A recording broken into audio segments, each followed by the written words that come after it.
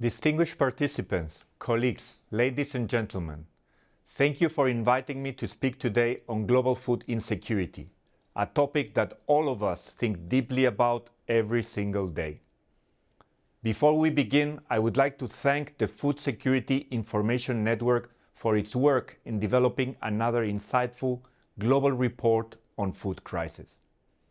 At IFAD, we are glad to be part of the network, and we're always open to new ways to tackle the most pressing issues we face. I would also like to thank FAO for hosting today's meeting.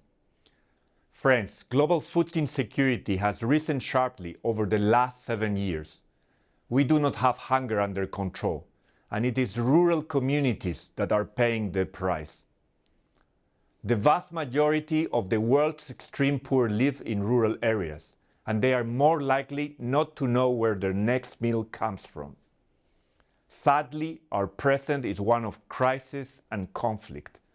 Fighting, exploitation, and inequality are destabilizing entire countries and regions, and extreme hunger is both a cause and a consequence. And when forced migration is the result, communities left behind are hollowed out, and communities that host can feel unbalanced in a way that is ripe for exploitation.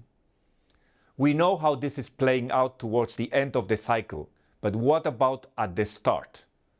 Colleagues, if poverty and hunger are root causes of fragility, instability, and forced migration, then agriculture and rural development are the seeds of stability.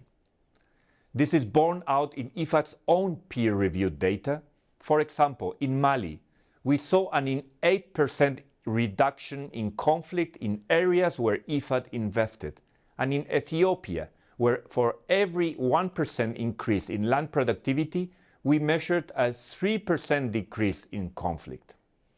We have a lot of data and knowledge on similar projects in different regions, and the Food Security Information Network is a good example of how humanitarian and development actors can and must share our learnings to work hand in hand for change.